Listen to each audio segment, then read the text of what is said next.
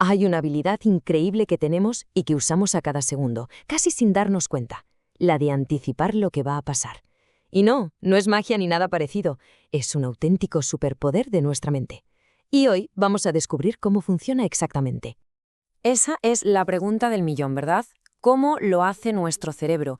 ¿Qué mecanismo nos permite adelantarnos a las cosas, desde lo más tonto del día a día hasta decisiones que nos cambian la vida? Pues agarraos porque vamos a desvelar el secreto. Pensemos en algo súper cotidiano. Miramos por la ventana, vemos el cielo ponerse negro, pero negro de verdad. ¿Qué hacemos? Casi por instinto, coger el paraguas. Nadie nos ha dicho que va a llover, pero nuestro cerebro ha hecho un cálculo de probabilidades en un instante y ha tomado una decisión. O imagina que estás de charla con alguien y de repente pega un bostezo. Al momento, en nuestra cabeza salta una alarma. Vale, esta persona o tiene sueño o se está aburriendo. No ha dicho ni pío sobre cómo se siente, pero nosotros ya hemos sacado una conclusión. Ya lo sabemos. Y un último ejemplo, uno que ya nos pone en alerta. De repente llega un olorcillo a quemado, la reacción es un resorte, salir pitando a la cocina. ¿Por qué? Porque la experiencia nos grita que es el lugar más probable donde algo se está quemando. En todos estos casos, el cerebro está usando pistas del presente para dibujar un mapa del futuro más inmediato. Bueno, pues ha llegado el momento de ponerle nombre a este superpoder.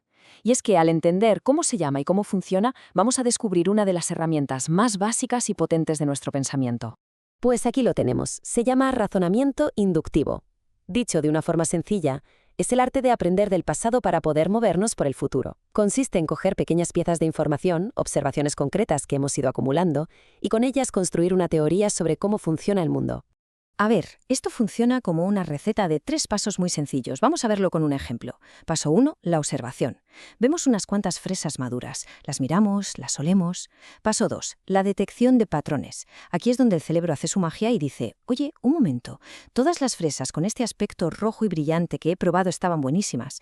Y el paso 3, el gran salto, formular una regla. Listo. A partir de ahora, fresa roja y brillante es igual a fresa rica. Y ya está. Con algo tan simple, nuestro cerebro ha creado una guía para el futuro. Es sencillo, pero increíblemente potente. Y ahora es cuando la cosa se pone de verdad interesante, porque esta herramienta, este mecanismo, tiene dos formas muy diferentes de funcionar. Una nos sirve para situaciones concretas y la otra para crear reglas sobre grupos enteros. Son las dos caras de la misma moneda, y sus efectos, como veremos, pueden ser radicalmente distintos.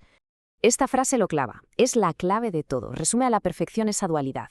El mismo proceso que nos permite pensar, este guiso ya huele a que está listo, es el que, si no tenemos cuidado, nos puede llevar a crear un prejuicio. Es la misma herramienta, un arma de doble filo en toda regla. Para que se entienda bien, usemos una analogía. La inferencia es como un detective. Se centra en un caso concreto, en el aquí y ahora, recopila sus pistas. Mi perro ladró ayer cuando vino el cartero y antes de ayer también, y saca una conclusión para hoy. Pues lo más probable es que hoy vuelva a ladrar. Específico, ¿verdad? En cambio, la generalización es más como un juez que dicta una sentencia universal. Coge un par de pruebas, muy poquitas, he visto 2 perros de esta raza y eran agresivos, y ¡zas!, crea una ley para todos. Todos los perros de esa raza son así. Ahí está la diferencia crucial. El detective predice un evento, el juez define a toda una categoría. Y aquí está el quid de la cuestión. Generalizar es una herramienta de supervivencia. Es algo que necesitamos. No hace falta que toquemos todas las llamas del mundo para aprender que el fuego, en general, quema. Es un atajo mental que nos ahorra tiempo y problemas. El peligro viene cuando aplicamos esas generalizaciones de forma súper rígida, sobre todo a grupos de personas, basándonos en poquísimas experiencias. Ahí es cuando ese atajo que nos protege se convierte en el motor de un estereotipo. Vale, ya tenemos la teoría, cómo funciona y sus dos caras. Ahora vamos a ver este superpoder en plena acción. Porque la inducción no es algo que hagamos de vez en cuando, es el motor silencioso que mueve casi todo lo que hacemos. Aprender es, en esencia, pura inducción. Empieza con algo tan básico como un niño que toca algo caliente una vez y aprende la lección para siempre. Pero la cosa se va haciendo más compleja. Un estudiante que detecta el patrón de un profesor y se anticipa a sus exámenes sorpresa. O ya a nivel experto, un mecánico que, solo con oír un ruidito del motor, sabe perfectamente qué le pasa gracias a cientos de reparaciones anteriores. En el mundo social, la inducción es nuestra brújula. La usamos sin parar para hacer miles de pequeñas predicciones. Calibramos si un chiste le hará gracia a un amigo concreto. Deducimos que un compañero de trabajo está estresado solo por su tono de voz. Y sí, también juzgamos si podemos fiarnos de alguien nuevo basándonos en patrones que hemos creado con nuestras experiencias pasadas. Y por supuesto, cada decisión que tomamos está empapada de inducción, desde elegir la ruta para ir a trabajar, prediciendo dónde habrá menos atascos según la experiencia, hasta escoger una peli porque las anteriores de ese director nos encantaron. Incluso unos padres que saben casi al 100% que si su hijo no duerme la siesta, por la tarde habrá drama. Cada elección es una apuesta basada en lo que el pasado nos ha enseñado. Venga, si nos tenemos que quedar con algo, que sea con esto. 3 ideas clave. Mi nombre es Luis, creador de la Ley Innata Psicología, y vengo a decirte que si te está gustando este tipo de formato, tengo una noticia muy buena para ti. Tienes acceso a todas las asignaturas en este tipo de formato de forma completamente gratuita, y no solo eso, sino que tienes acceso a todas las asignaturas de primero, todas las asignaturas de segundo y todas las asignaturas de tercero. Si te interesa, simplemente tienes que unirte al Telegram que tienes abajo en la descripción. Una vez te unas, encontrarás, además de una comunidad que llevan por más de 130 alumnos, de compañeros que estamos, pues para apoyarnos entre nosotros, un enlace a Drive donde tendrás todos los contenidos organizados. Primero, segundo y tercero con sus correspondientes asignaturas y sus correspondientes archivos de sus correspondientes temas. De forma completamente gratuita, sin trampa ni cartón. Es mi forma de devolver a la comunidad todo lo que me ha dado, haciendo resúmenes y entregables que me han facilitado, pues pasar ya a cuarto de carrera, que es el próximo paso, que si Dios quiere será en un par de meses. Muchísimas gracias, simplemente eso, abajo en la descripción, ¿vale? Tenéis toda la información y un abrazo fuerte. 1. Nuestro cerebro es una máquina de predecir que usa el pasado como combustible. 2. Este poder se llama razonamiento inductivo y tiene 2 caras, la inferencia para lo concreto y la generalización para lo amplio. Y 3. La más importante, ser conscientes de este proceso nos ayuda a tomar mejores decisiones y a evitar caer en estereotipos injustos. Así que la próxima vez que nuestra mente llegue a una conclusión rapidísima de esas automáticas, podemos pararnos un segundo y preguntarnos, ¿estoy actuando como el detective que analiza solo este caso o como el juez que está dictando una sentencia para todo un grupo? Porque la forma en que usamos este superpoder no solo predice lo que va a pasar, sino que al final va construyendo nuestra forma de ver el mundo. Y esa elección siempre es nuestra.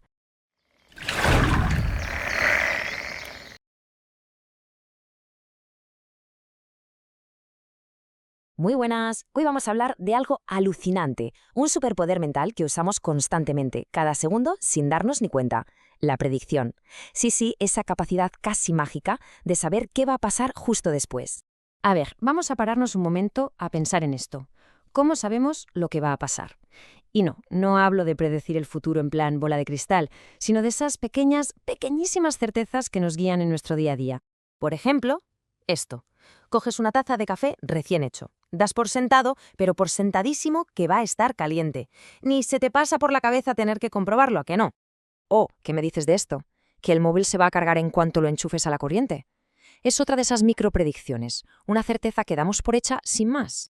O incluso, ahora mismo, al pulsar play, sabíamos que este contenido empezaría.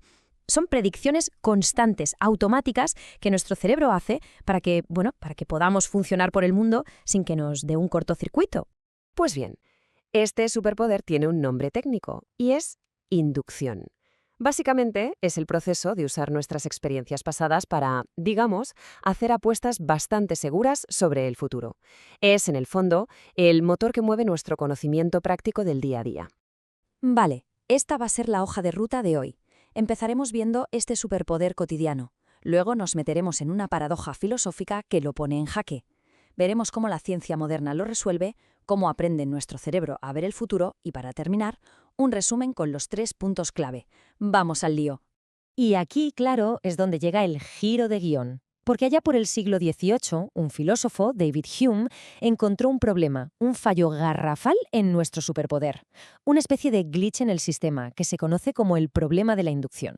La idea de Hume, para que nos entendamos, es esta. Justificamos nuestras predicciones diciendo que el futuro se parecerá al pasado. Vale, pero ¿y cómo sabemos eso? La única respuesta que se nos ocurre es, porque hasta ahora, en el pasado, el futuro siempre se ha parecido al pasado. Se pilla el problema, ¿no? Es un razonamiento que se muerde la cola. Es totalmente circular. Vamos a desglosarlo para que se vea clarísimo. Paso 1, partimos de la idea de que el futuro será como el pasado. Lógico. Paso 2, nos preguntamos, ¿cómo podemos estar tan seguros?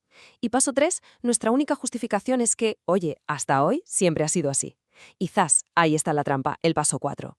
Estamos usando la propia inducción para demostrar que la inducción funciona. Es como si intentáramos probar que un libro de reglas es correcto usando solo las reglas de ese mismo libro. Desde un punto de vista lógico, pues no se sostiene. Claro, esto era un nudo filosófico que parecía imposible de desatar. Pero vamos a dar un salto de 2 siglos hacia adelante, porque la ciencia cognitiva moderna, la de ahora, nos da una salida a esta paradoja que es, cuanto menos, sorprendente. Este cuadro lo resume a la perfección. Fijaos en el cambio de mentalidad. Lo que Hume veía como un simple hábito mental, algo que no se podía probar lógicamente, la ciencia de hoy lo ve como un mecanismo cerebral fundamental. Ha dejado de ser un problema de filósofos para convertirse en una característica, digamos que viene de serie en nuestro hardware cognitivo, y es absolutamente esencial para sobrevivir. Ya no necesitamos probarlo con la lógica porque es que nuestro cerebro está diseñado, está cableado para funcionar así. Entonces, la pregunta clave es: ¿cómo narices se vuelve nuestro cerebro tan bueno en esto? Porque no es magia, para nada. Funciona en realidad con 2 programas de aprendizaje súper básicos. El primer programa es el que se conoce como condicionamiento clásico. Y no es más que aprender por asociación, o sea, conectar 2 cosas que suelen pasar juntas muy a menudo. Pensemos en algo súper actual. El sonidito de notificación de un email del trabajo. Ese es el estímulo 1. Muchas veces va seguido de un mensaje que nos genera estrés, ¿verdad? Estímulo 2. El resultado, una sensación de agobio. Después de que esto pase unas cuantas veces, el cerebro aprende a asociarlos. Y al final, el simple sonido de la notificación ya nos provoca esa respuesta de estrés, incluso antes de haber leído nada. El cerebro ya está prediciendo, ojo, que ese sonido significa que viene un marrón. Venga, vamos con el segundo programa, el condicionamiento operante. Aquí la cosa va de aprender por las consecuencias de lo que hacemos. Es la conexión entre una acción y el resultado que obtenemos. Imaginemos una de esas apps para pedir comida. Vemos un botón que pone confirmar pedido. Ese es el estímulo. Hacemos la acción, le damos al botón y al poco rato llega un refuerzo positivo en forma de comida rica. El cerebro aprende rapidísimo que esa acción concreta sobre ese estímulo concreto lleva a una recompensa. La próxima vez predecirá el resultado y nos animará a repetirlo. Facilísimo. Pero espera, que nuestro superpoder predictivo es todavía más listo. No se limita solo a repetir situaciones que son idénticas. La verdadera magia, el verdadero truco, está en aplicar lo que hemos aprendido a situaciones que son nuevas, pero que se parecen.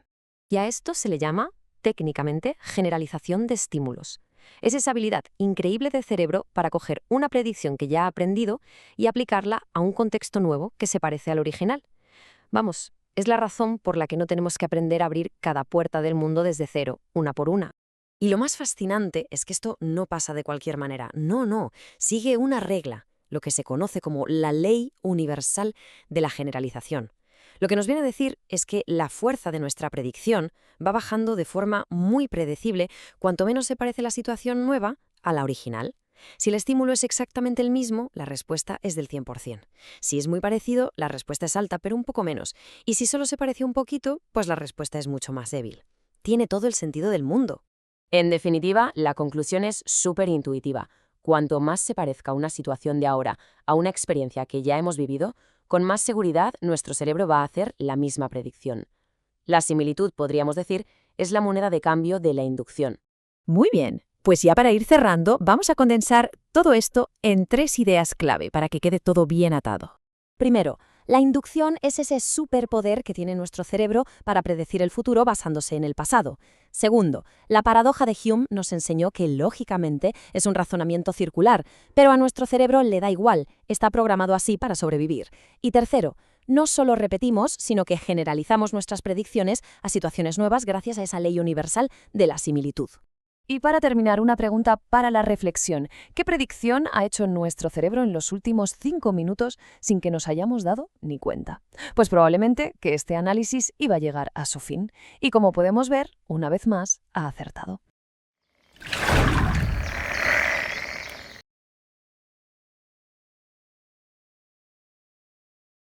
A ver, vamos a pararnos a pensar en algo que hacemos constantemente, cada segundo de cada día. Y que es casi magia. Predecir el futuro. No hablo de bolas de cristal ni nada de eso. Hablo de una capacidad que todos tenemos, tan integrada que ni nos damos cuenta, pero que es la base de todo lo que hacemos. Si lo pensamos bien, es como tener un superpoder secreto. Desde que nos levantamos, nuestra mente es una máquina de hacer predicciones sin descanso. Anticipa, calcula, sopesa qué va a pasar justo después. Y lo más increíble de todo es que casi siempre, pero casi siempre, acierta. ¿Y en qué consiste este superpoder? Pues básicamente en hacer apuestas continuas sobre cómo se va a comportar el universo. Y nos basamos solo en una cosa: cómo se ha comportado hasta ahora. Y ojo, no son apuestas pequeñas, ¿eh? Son los mismísimos cimientos sobre los que construimos nuestra realidad. Y es un proceso que está tan arraigado en nosotros que es invisible. Damos por sentado que el sol va a salir, que la gravedad va a seguir funcionando. Si se nos cae una taza, no esperamos que se quede flotando, ¿verdad? Esperamos que se haga añicos contra el suelo. ¿Por qué? Pues porque nuestra experiencia nos grita que el futuro suele parecerse muchísimo al pasado. Pues bien, este proceso tiene un nombre. Se llama inducción. Es el motor de la ciencia, del aprendizaje, de la vida. Generalizamos a partir de lo que hemos vivido para predecir lo que vamos a vivir. Y durante mucho tiempo, como decía el gran filósofo David Hume, parecía algo simple, un mero hábito de la mente. Pero, ¿y si no lo fuera? ¿Y si este pilar fundamental de nuestro pensamiento tuviera una grieta en su lógica? Y aquí es donde la cosa se pone de verdad interesante. Nos metemos en uno de los rompecabezas filosóficos más alucinantes del siglo XX. Fue un filósofo, Nelson Goodman, quien nos lanzó este enigma que a primera vista parece absurdo, pero que va directo al corazón de cómo funciona la inducción. El escenario es muy sencillo. Imaginemos que somos gemólogos y que a lo largo de toda la historia, cada vez que alguien ha encontrado una esmeralda, sin una sola excepción, ha sido de color verde. Hablamos de miles, millones de observaciones, y todas apuntan exactamente a lo mismo. Claro, con esta cantidad de pruebas abrumadoras, ¿qué hacemos? Pues formulamos una hipótesis, una ley, la más obvia, la más directa. Todas las esmeraldas son verdes, y esto implica que la próxima que encontremos y la siguiente y todas las que vengan también serán verdes. Parece la apuesta más segura del mundo, ¿a que sí? Y ahora preparaos porque aquí viene el giro que lo cambia todo. Goodman nos pide que consideremos una alternativa. Una propiedad que, desde el punto de vista lógico y basándonos en las pruebas que tenemos, es igual de válida que verde, pero que a nuestra intuición le va a sonar rarísima. A ver, vamos a definir esta nueva propiedad con mucho cuidado. En inglés se la conoce como GRU. Nosotros la llamaremos verde-azul. Un objeto es verde-azul si cumple una de estas dos condiciones. O fue observado antes de hoy y era verde, o es observado a partir de hoy y es azul. Como vemos, es una propiedad un poco Frankenstein, que cambia con el tiempo. Y aquí llega la genialidad del asunto. Pensemos en todas las esmeraldas que hemos visto hasta ayer mismo. Todas eran verdes. Pregunta, ¿cumplen la definición de verde-azul? Pues sí, porque fueron observadas antes de hoy y eran verdes. O sea que toda la evidencia que hemos acumulado a lo largo de la historia apoya las dos hipótesis por igual. Fijaos, aquí se ve el problema en todo su esplendor. Exactamente la misma montaña de pruebas, que es todas las esmeraldas vistas hasta hoy son verdes, nos lleva a dos predicciones totalmente opuestas. Si la ley del universo es todas son verdes, la próxima será verde. Lógico. Pero si la ley es todas son verde y azules, la próxima que veamos a partir de hoy será azul. Y este es el punto clave, el que nos deja helados. La lógica pura y dura no nos da ninguna razón para preferir una hipótesis sobre la otra. Las dos encajan a la perfección con todos los datos que tenemos del pasado, y sin embargo una predice un futuro verde y la otra un futuro azul. El problema de la inducción, ahí lo tenemos, en carne viva. Y sin embargo, seamos sinceros, nadie en su sano juicio apostaría un céntimo por la esmeralda azul. Todos sentimos, en lo más profundo de nuestro ser, que verde es la respuesta correcta y que verde y azul es una tontería, un truco. ¿Pero por qué? Si la lógica no nos da la solución, ¿qué nos la da? ¿Qué sabe nuestra mente que la lógica pura parece ignorar? La primera pista para resolver este enigma no la vamos a encontrar en la lógica abstracta, sino en algo mucho más cercano, en la historia de nuestras propias palabras.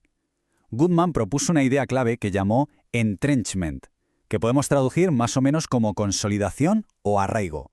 ¿Qué es la consolidación? Pues es la idea de que un concepto, una palabra, ha demostrado su utilidad a lo largo del tiempo. Se ha usado para hacer un montón de predicciones que han resultado ser correctas y por eso nos fiamos de él para el futuro.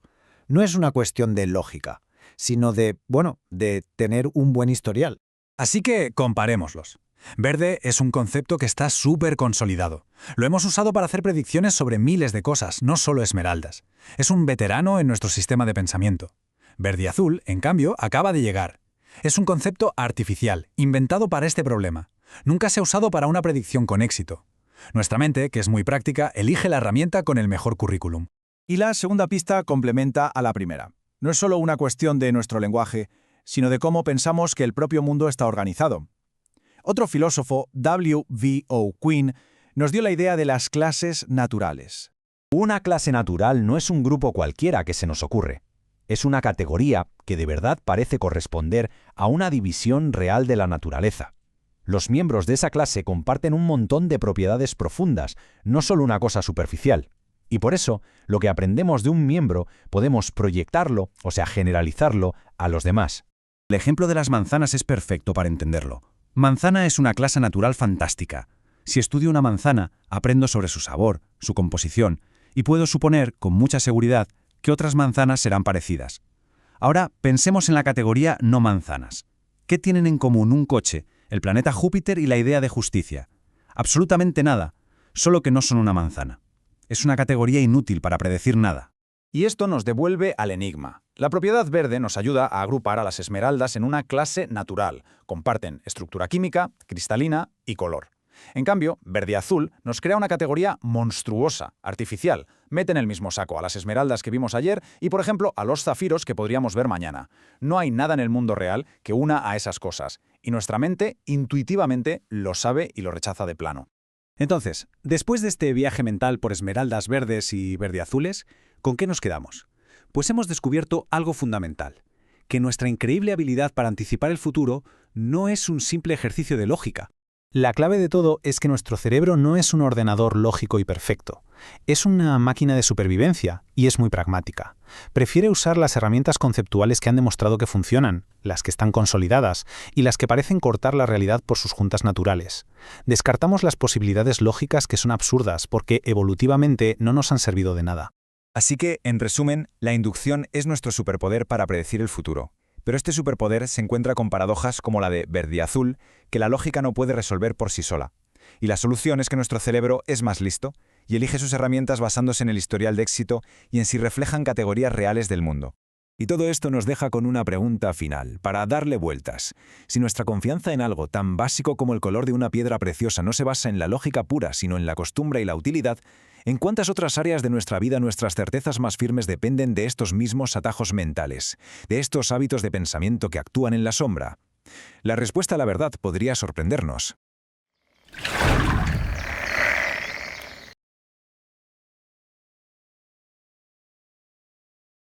A ver, pensemos un momento en las corazonadas. Esa sensación de saber algo casi por instinto, sin tener todas las pruebas. Es como si nuestro cerebro resolviera un puzzle por su cuenta, ¿verdad? Pues bien, resulta que eso no es magia. Es un auténtico superpoder que todos tenemos, una herramienta increíblemente sofisticada para movernos por un mundo lleno de incógnitas. Y hoy vamos a desvelar cómo funciona. Para empezar, vamos a poner a prueba ese superpoder con un pequeño reto. Quiero que le echéis un vistazo a los dos argumentos que van a aparecer. La pregunta es muy simple y confiad en la primera impresión. ¿Cuál de los dos os parece más sólido, más convincente? Vale, aquí los tenemos. El argumento 1 dice, si los petirrojos tienen potasio en los huesos, entonces los gorriones también. El argumento 2, en cambio, parte de los avestruces para llegar a la misma conclusión sobre los gorriones.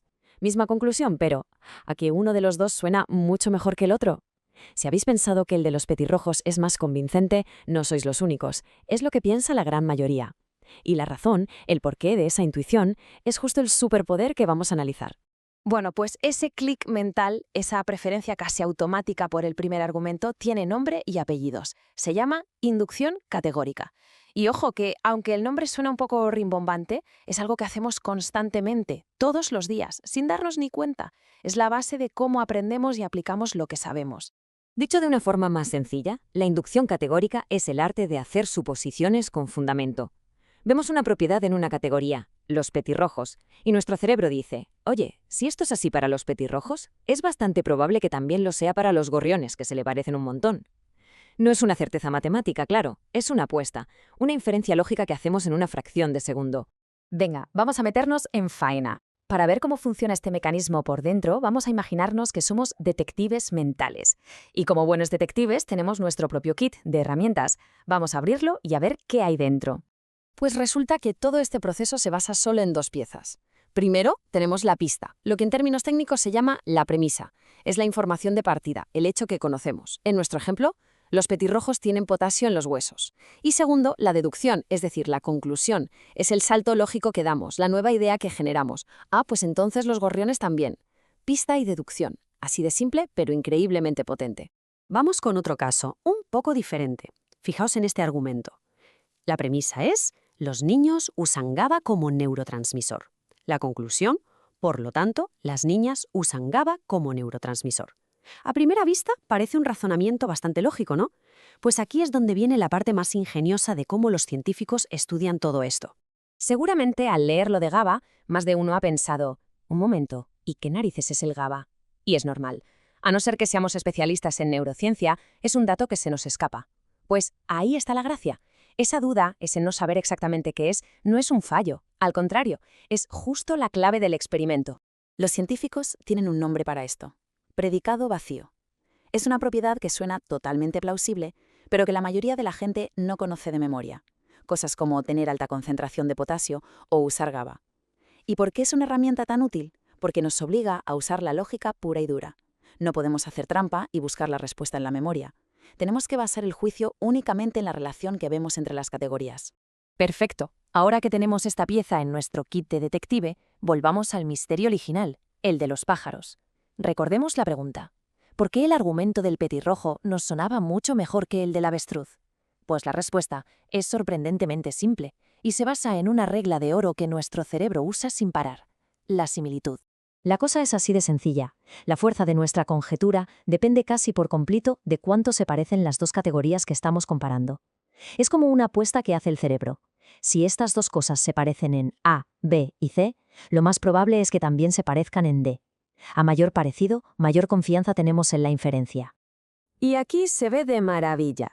Petirrojos y gorriones, alta similitud. Son pequeños, vuelan, cantan. Los vemos en el mismo tipo de entorno. Nuestro cerebro piensa, con lógica, que es muy probable que también compartan propiedades internas. Pero avestruces y gorriones, la cosa cambia. Sí, ambos son aves, pero las diferencias son, bueno, gigantescas. El salto lógico aquí es muchísimo más grande, más arriesgado. Por eso el argumento nos parece, y con razón, mucho más débil. De acuerdo, hemos desmontado una de las piezas clave de nuestro razonamiento. Para que nos quedemos con lo esencial, vamos a resumirlo todo en 3 ideas clave. El informe final, en un momento. Clave número 1. El cerebro está constantemente haciendo suposiciones inteligentes, proyectando lo que sabe de una categoría a otra. A esto se le llama, recordemos, inducción categórica. Clave número 2. ¿Y qué hace que una de estas suposiciones sea más fuerte que otra? La similitud.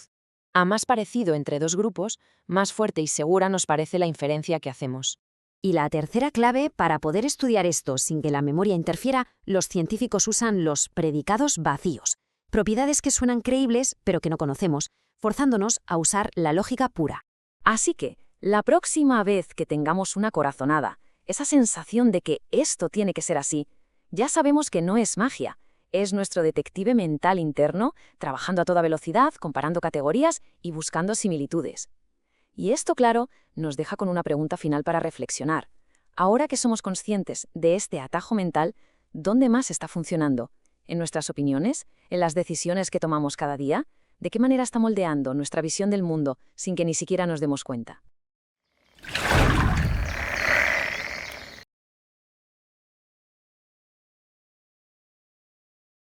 Hola y bienvenidos. A ver, ¿alguna vez se han preguntado cómo tomamos decisiones tan rápido? Resulta que nuestro cerebro, para no volverse loco, usa unos atajos mentales ocultos. Son mecanismos superpotentes, rapidísimos, que nos ayudan a juzgar el mundo, pero que a veces nos juegan malas pasadas. ¿Quieren saber cómo funcionan? Pues vamos a descubrirlo. Y para empezar, vamos directamente con un pequeño reto. Miren la pantalla. Tienen 2 argumentos, A y B. Échales un vistazo rápido y, sin darle muchas vueltas, decidan cuál de los 2 les suena más convincente, más fuerte, el del gorrión o el del pingüino. Venga, la primera impresión es la que cuenta. ¿Ya lo tienen?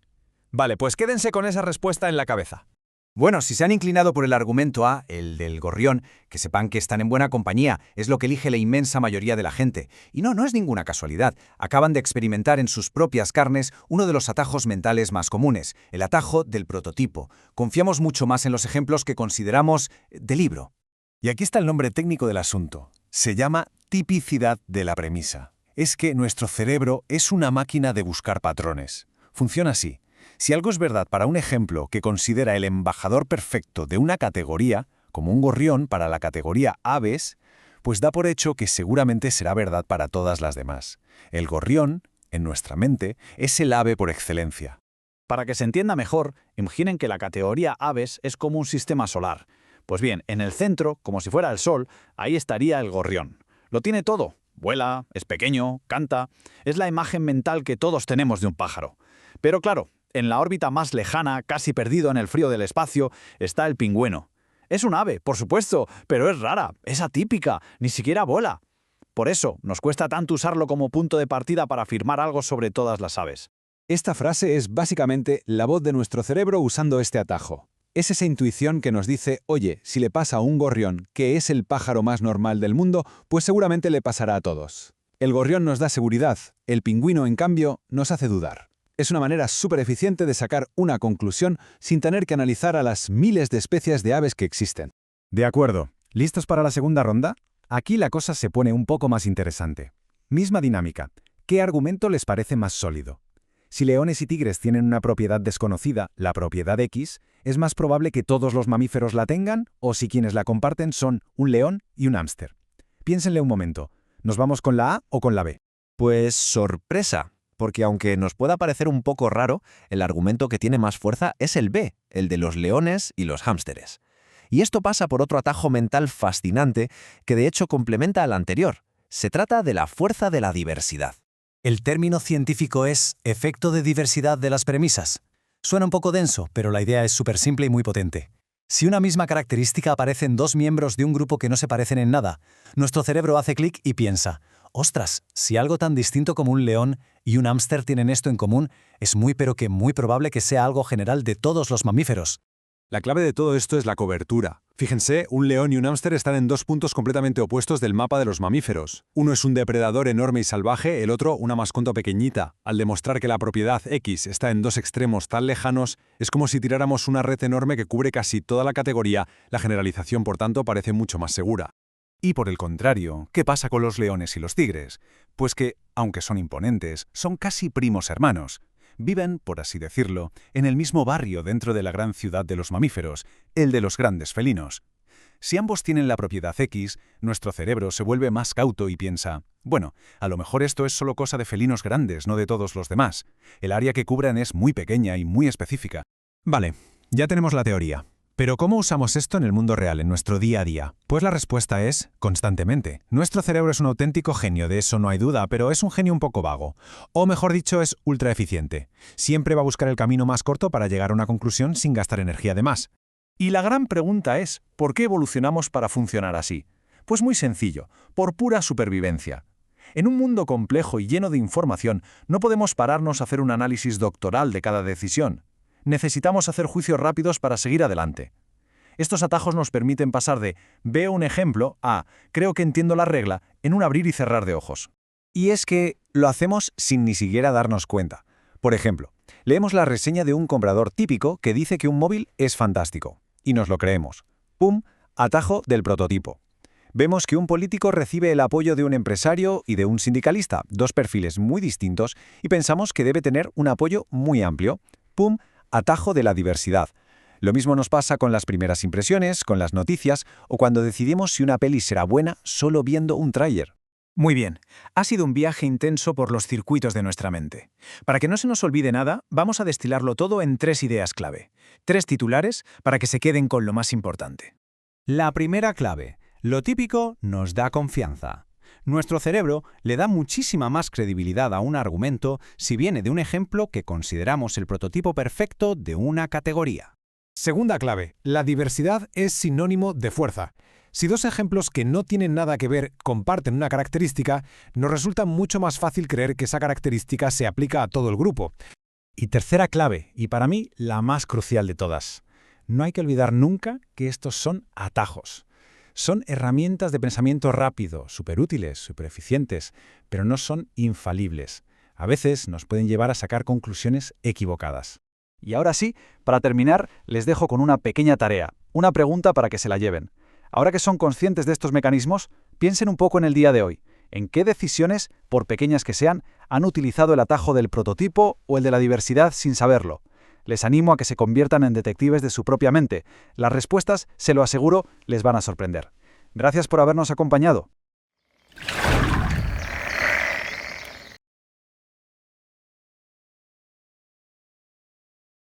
A ver, nuestra mente es una auténtica pasada. Para no volverse loca con toda la información que le llega cada día, lo que hace es tomar atajos, una especie de trucos para sacar conclusiones a toda velocidad.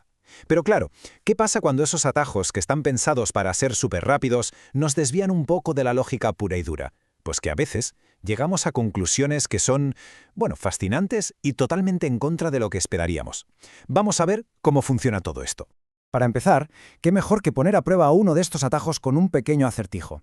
Fijaos bien en los dos argumentos que van a salir ahora. No hay trampa ni cartón, ¿eh? Simplemente pensad cuál de los dos os parece más sólido, el que os convence más. La inmensa mayoría de la gente, casi sin pensarlo, se va de cabeza al argumento A.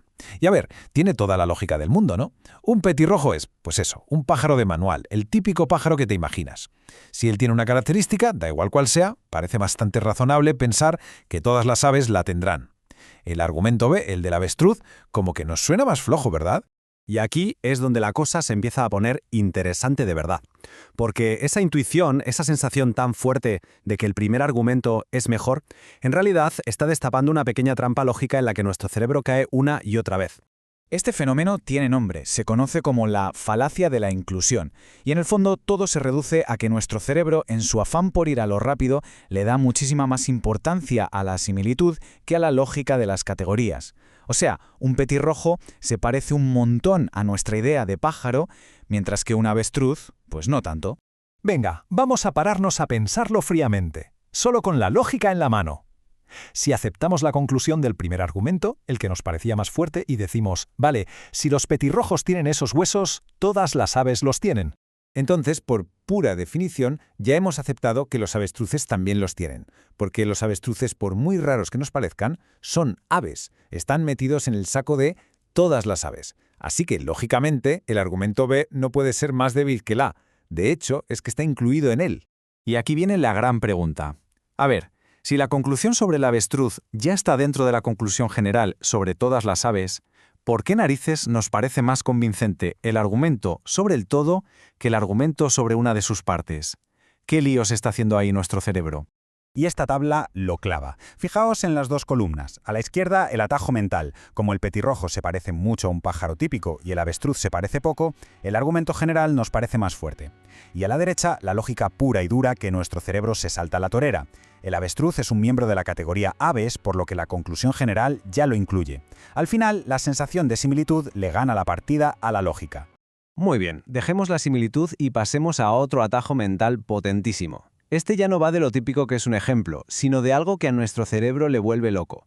Una buena historia, una relación de causa y efecto. Aquí tenemos otro dilema. Mirad estos dos argumentos. En el primero, nos dicen que gatos y ratones de campo tienen un parásito. En el segundo, que lo tienen los gatos y los tigres. La conclusión es la misma, que todos los mamíferos lo portan. La pregunta es, ¿qué premisas os parecen una base más fuerte para saltar a esa conclusión tan general? Pues por increíble que parezca, aunque un gato y un ratón son mamíferos mucho más distintos entre sí que un gato y un tigre, mucha gente siente que el segundo argumento, el de los dos felinos, es más convincente. Y esto va totalmente en contra de la lógica, que nos diría que a mayor diversidad de ejemplos, más fuerte debería ser la generalización. Pero no. La respuesta, otra vez, está en una historia. Una historia que nuestro cerebro se inventa al instante, sin que nos demos cuenta, y que curiosamente le quita toda la fuerza al primer argumento. Es que nuestro cerebro es una máquina de contar historias.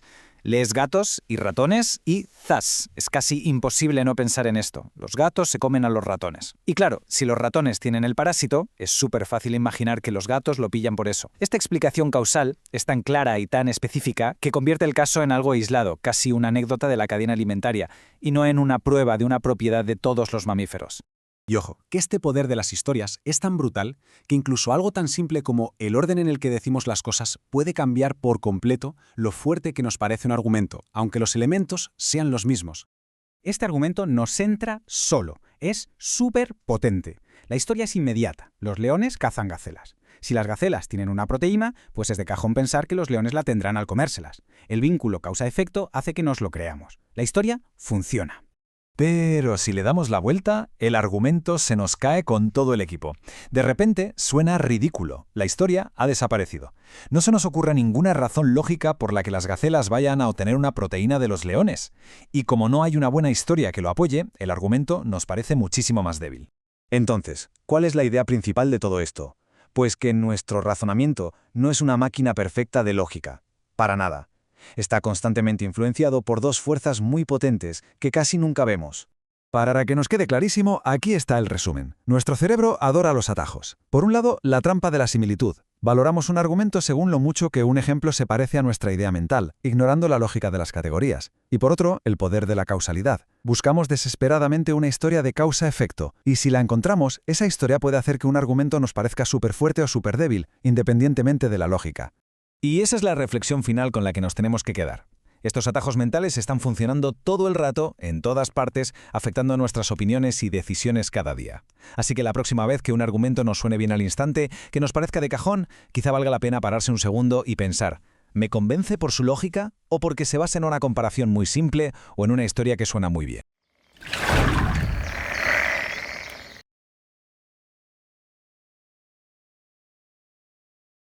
¿Alguna vez os ha pasado esa sensación interna, esa corazonada que te dice que algo es así, de cajón, aunque la lógica más pura parezca ir por otro lado? A menudo confiamos en nuestra intuición, que no es más que una serie de atajos mentales que nuestro cerebro toma a una velocidad de vértigo. Hoy vamos a ver por qué una conclusión que es súper específica y detallada nos puede parecer mucho más creíble que otra más general, que en teoría es lógicamente más sólida. Venga, para meternos de lleno en esto, vamos a hacer un pequeño experimento mental. Aquí no hay respuestas buenas ni malas, ¿eh? Solo se trata de ver qué argumento nos convence más a primera vista. La situación es sencilla y, por desgracia, bastante realista. Se encuentra un fallo de seguridad en los iPhones.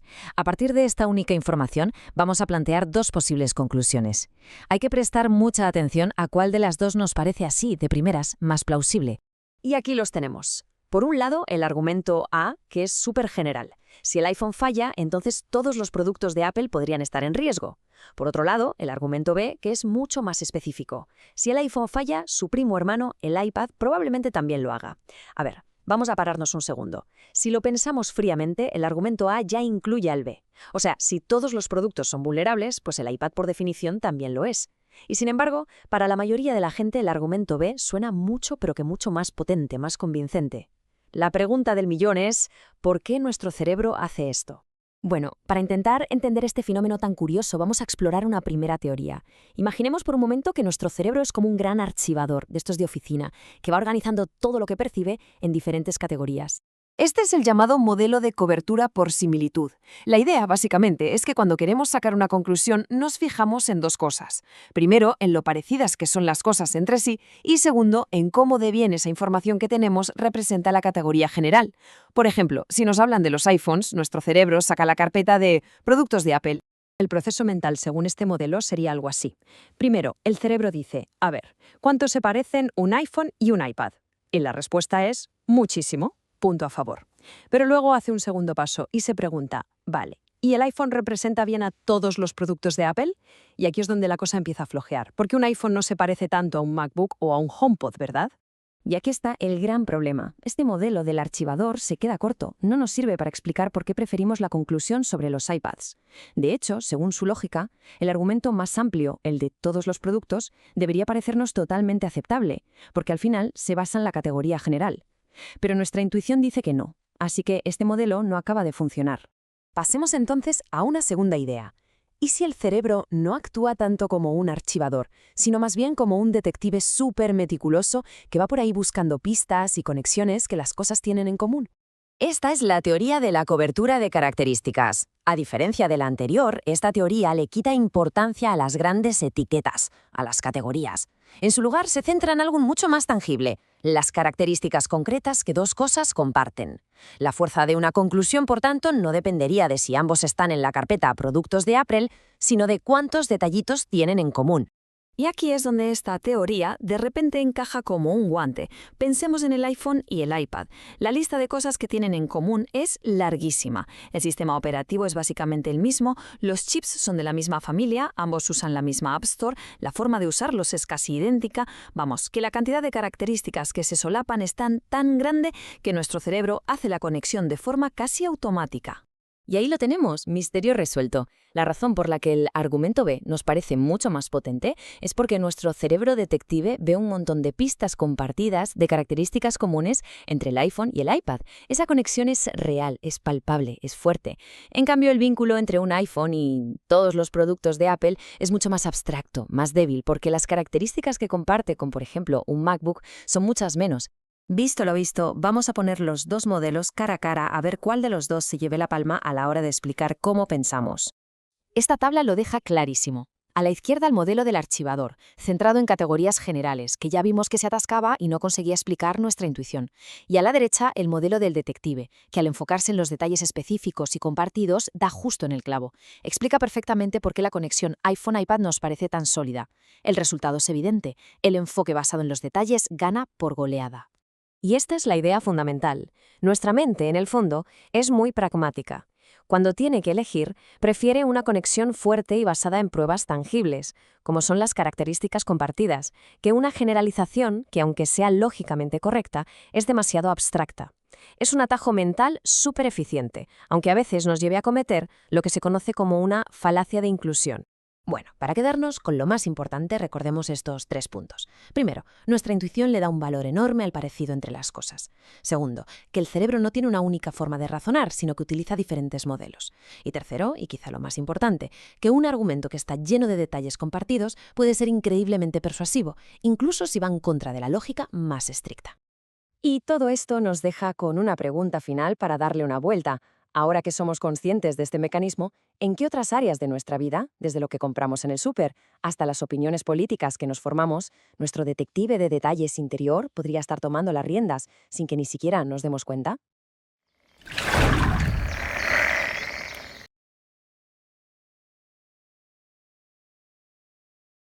A ver, pensemos en esto un momento. ¿Y si la realidad no fuera algo fijo, algo universal, sino más bien un mapa mental que cada persona dibuja a su manera? Pues resulta que la forma en que vemos el mundo está totalmente moldeada por quienes somos, a qué nos dedicamos, y para explorar esta idea vamos a meternos de lleno en una historia fascinante, que empieza con algo tan simple como un bosque y 3 tipos de expertos. Imagina un bosque, lleno de árboles de todo tipo. Ahora traemos a 3 personas, todas ellas expertas en árboles. Si les pedimos que nos digan lo que ven, la pregunta es, ¿estaremos viendo un solo bosque o 3 realidades completamente distintas? Esa es la gran cuestión que plantea un estudio increíble que vamos a desgranar hoy. Y aquí tenemos a nuestros protagonistas. Por un lado, el científico, un taxónomo para el que todo es clasificación biológica. Luego, el diseñador, un arquitecto paisajista que ve los árboles como si fueran piezas de un puzzle, algo estético y funcional. Y finalmente, el cuidador, un operario de mantenimiento que se enfrenta a los problemas de los árboles en su día a día. 3 expertos, un mismo bosque. Vamos a ver qué pasa. Bueno, para empezar, los investigadores les pusieron un reto que parecía muy simple. Les dieron un montón de tarjetas con nombres de árboles y les pidieron que las agruparan como les pareciera más lógico. Una tarea sencilla, ¿verdad? Pues esa simple tarea está a punto de revelarnos las estructuras mentales que se esconden en el cerebro de un experto. El taxónomo, como era de esperar, tiró por la ciencia pura. En su cabeza, los árboles se organizan por su familia biológica, los arces con los arces, los robles con los robles. Su mapa mental es básicamente un árbol genealógico gigante, una estructura superobjetiva basada en la historia evolutiva. Pero, ojo, que aquí llega el primer gran contraste. El operario de mantenimiento pasa por completo de la biología formal. Sus categorías nacen de la experiencia, del día a día. Para él los árboles son los que dan problemas, los que crecen demasiado rápido o esos que hay que podar todo el rato. Su realidad la definen las tareas y los objetivos prácticos. Y el paisajista, pues también crea categorías basadas en objetivos. Pero los suyos son muy diferentes. Él no piensa en problemas, sino en soluciones de diseño. Su mente agrupa los árboles en árboles para dar sombra, especies decorativas o los que van genial en patios pequeños. Su forma de organizar el mundo es puramente estética y funcional, siempre pensando en cómo crear un espacio. Hasta aquí todo tiene bastante sentido. Cada experto organiza el mundo según lo que necesita. Pero aquí es donde la cosa se pone interesante. Los investigadores metieron un nuevo desafío, un giro de guión total para ver cómo razonaban estos expertos cuando se enfrentaban a algo nuevo e inesperado. La pregunta fue directa. Imaginad que aparece una enfermedad nueva y afecta a este árbol en concreto. ¿A cuál de estos otros dos es más probable que se extienda? Aquí es donde el experimento de verdad pone a prueba sus mentes. La gran duda era, ¿se aferrarían a sus categorías personales o serían capaces de cambiar de chip? Y aquí está la gran revelación del estudio. El taxónomo, lógicamente, usó la ciencia. El de mantenimiento se quedó con sus categorías prácticas. Pero atención al paisajista. A pesar de que había organizado los árboles por su uso en diseño, a la hora de predecir una enfermedad, cambió por completo de registro y se puso a razonar como un científico. Una sorpresa total.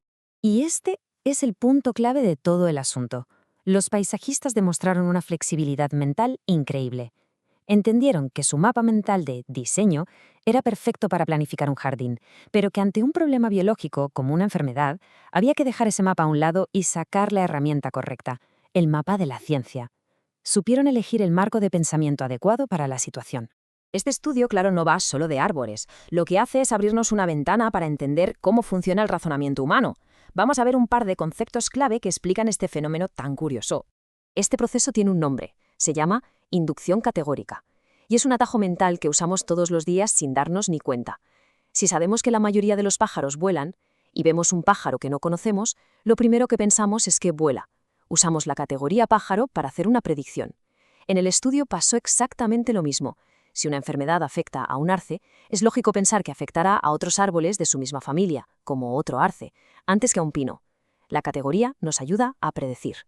Lo que este estudio demuestra de maravilla es que manejamos dos tipos de sistemas para categorizar el mundo. Por un lado están las clases naturales que se basan en la estructura objetiva del mundo, como la clasificación biológica. Y por otro están las categorías orientadas a objetivos, que son las que creamos nosotros para cumplir una función, como árboles problemáticos o árboles de sombra. De acuerdo. Después de este viaje por la mente de los expertos, ¿con qué nos tenemos que quedar? Vamos a resumirlo todo en 3 ideas clave, para que quede súper claro. Primero, la experiencia y nuestros objetivos literalmente construyen la realidad que percibimos. No vemos el mundo como es, sino como somos nosotros. Segundo, nuestra mente usa 2 sistemas a la vez, uno que se basa en la ciencia y otro en la utilidad práctica. Y tercero, que quizá es la idea más potente, la verdadera inteligencia no es solo saber mucho, sino saber qué mapa mental usar en cada momento. La flexibilidad es la clave. Y para terminar, una pregunta para que quede ahí flotando. En nuestro día a día, ¿cómo organizamos el mundo? ¿Nos aferramos siempre al mismo mapa mental o somos como el paisajista, capaces de elegir la perspectiva correcta para cada desafío? La respuesta, como hemos visto, dice muchísimo sobre cómo pensamos.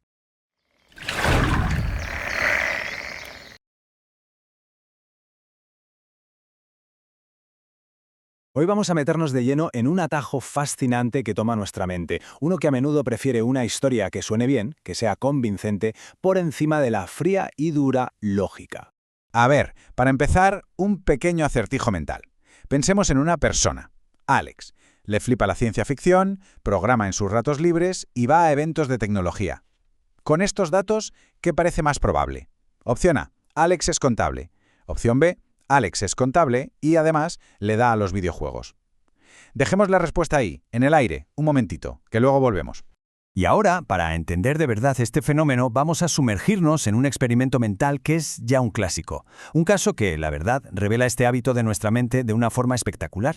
Pues mira, todo esto viene de un estudio famosísimo de 2 psicólogos, Daniel Kahneman y Amos Tversky. Lo que hicieron fue algo muy simple. Le dieron a un grupo de personas una breve descripción de alguien llamada Linda, para ver qué conclusiones sacaban a partir de solo unos pocos datos. Y esta es Linda. Fijaos en los detalles. Tiene 31 años, es soltera, muy abierta y brillante. Estudió filosofía, le preocupan muchísimo la discriminación y la justicia social, e incluso ha participado en manis antinucleares. Vamos, que se nos dibuja un perfil muy claro de cómo es y de lo que le importa, ¿verdad? Bueno, pues después de leer este retrato robot tan potente, a los participantes se les pidió que hicieran una apuesta, que juzgaran qué era más probable sobre su vida profesional y sus aficiones. Se plantearon 2 escenarios. El primero, Linda es cajera de banco. El segundo, Linda es cajera de banco y, además, es una activista feminista. A simple vista, ¿cuál de las dos opciones parece que encaja mejor con la persona que nos acaban de describir? Pues la respuesta fue abrumadora. Casi todo el mundo, pero de forma masiva, se lanzó de cabeza a por la segunda opción. Sintieron que ser cajera y feminista era una descripción que le pegaba mucho más a la historia de Linda. Parecía lo lógico.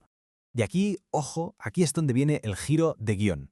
Porque esta conclusión, esta que parece tan obvia y tan natural, es, desde un punto de vista puramente lógico, imposible. Vamos a ver por qué. A ver, ¿qué está pasando aquí? Si una respuesta parece tan correcta, ¿cómo puede ser un error? Bueno, pues este fallo de razonamiento tan común tiene un nombre y una explicación lógica que es bastante clara. Se llama la falacia de conjunción. El nombre suena un poco técnico, pero la idea es súper sencilla. Es el error que cometemos al pensar que es más probable que pasen dos cosas juntas, A y B, que el hecho de que solo pase una de ellas, A. Y para que se vea clarísimo, vamos a imaginarlo. Pensemos en un círculo enorme. Ahí están todas las cajeras de banco del mundo. Ahora, dentro de ese círculo grande, dibujamos otro más pequeño. En ese círculo pequeño están las cajeras de banco que, además, son feministas. Es que es pura lógica. El grupo pequeño siempre tiene que estar contenido en el grande. No puede ser más grande. Así que ahí está el meollo de la cuestión. La probabilidad de pertenecer a una categoría general, ser cajera, siempre será mayor, o como mucho, igual, que la de pertenecer a esa misma categoría y a otra más específica, ser cajera y feminista. Vale, la lógica es aplastante. Entonces, ¿por qué caemos en la trampa? ¿Por qué casi todo el mundo, incluso gente con estudios de estadística, se equivoca? La respuesta es que nuestro cerebro es básicamente una máquina de buscar atajos para ahorrar energía. Y este atajo en concreto es lo que se conoce como el heurístico de representatividad. En lugar de calcular probabilidades, nuestro cerebro se hace una pregunta mucho más simple. ¿Esto a qué se parece? ¿Encaja con el prototipo o el estereotipo que tengo en la cabeza? Claro, volvemos a Linda. Con su pasado de activismo y sus estudios de filosofía, ¿a qué nos suena más? ¿Al prototipo de cajera de banco o al de activista feminista? La respuesta es evidente. La segunda descripción encaja como un guante con la imagen mental que nos hemos hecho de ella. Al final, lo que pasa es que nos seduce la opción que nos cuenta una historia más completa, más coherente, más rica. Esa narrativa nos atrae mucho más que la fría y abstracta probabilidad estadística. En resumen, preferimos la similitud por encima de la probabilidad. Muy bien, entonces, después de todo este análisis, ¿con qué ideas clave nos tenemos que quedar? Pues básicamente son 3 puntos. El primero, a menudo juzgamos las cosas por cómo encajan en nuestros estereotipos, lo que llamamos el heurístico de representatividad.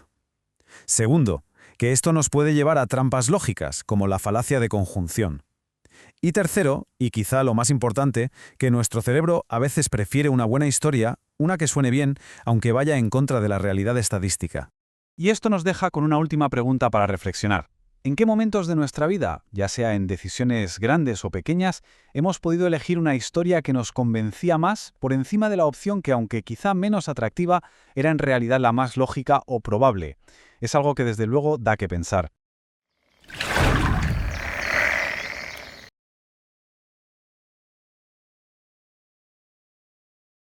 Oye, ¿y si os digo que nuestro cerebro nos engaña constantemente? Y no lo hace por malicia, sino para ahorrar energía. Hoy vamos a ponerlo a prueba. Vamos a explorar un atajo mental que moldea nuestra realidad sin que nos demos ni cuenta. Y para empezar, os propongo un pequeño desafío. Venga, vamos directos al grano con un experimento súper ingenioso de los psicólogos Daniel Kahneman y Amos Tversky. Es que es perfecto para ver cómo a veces nuestra mente nos la juega de la forma más sutil que os podáis imaginar. A ver, imaginad un grupo de 100 personas. De esas 100, 70 son abogados y 30 son ingenieros. Sencillo, ¿verdad? Estos son los datos puros y duros, la realidad estadística. En psicología a esto se le llama la tasa base. Quedaos con este dato, porque es la pieza más importante de todo este puzzle. Vale, ahora de ese grupo de 100 personas, cogemos a una al azar. No tenemos ni idea de si es abogado o ingeniero, pero sí tenemos esta descripción sobre él.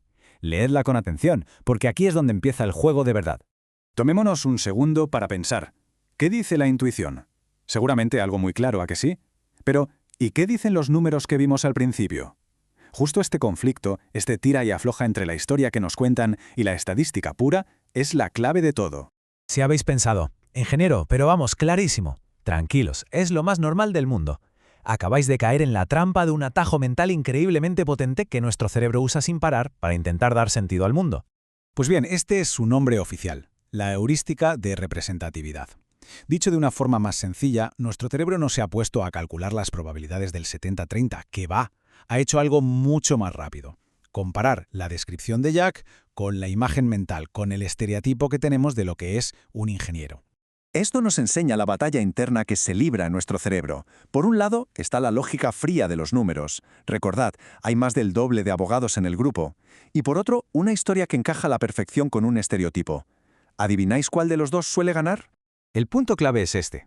Aunque estadísticamente es muchísimo más probable que Jack sea uno de los 70 abogados, su descripción grita ingeniero. Y esa historia, esa sensación de que encaja, es tan potente que nos hace ignorar por completo la información más fiable que teníamos. Pero, a ver, ¿este atajo mental es siempre algo malo? Pues no, no necesariamente. Es una herramienta evolutiva que nos ha ayudado a sobrevivir. Pero, como cualquier herramienta, puede ser muy útil o muy perjudicial, dependiendo de cómo y cuándo la usemos. Su principal fortaleza es la velocidad. Nos permite hacer juicios en un instante. Esa nube parece de tormenta, esa persona parece de fiar. Pero claro, esa velocidad tiene un coste, la precisión, sobre todo cuando los estereotipos que usamos no se corresponden con la realidad estadística. ¿Creéis que ya lo tenéis pillado? Pues vamos a ponerlo a prueba con otro ejemplo rapidísimo, para que veáis lo arraigado que está este sesgo en nuestra forma de pensar. La intuición salta al momento, ¿verdad?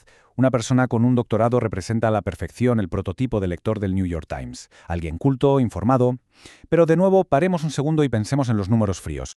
Aquí está la trampa otra vez, porque aunque un porcentaje más alto de doctores lea ese periódico, el número total de personas sin estudios universitarios en una ciudad como Nueva York es tan, pero tan gigantesco que estadísticamente es mucho más probable que el lector provenga de ese grupo más grande. La tasa base, una vez más, es la clave.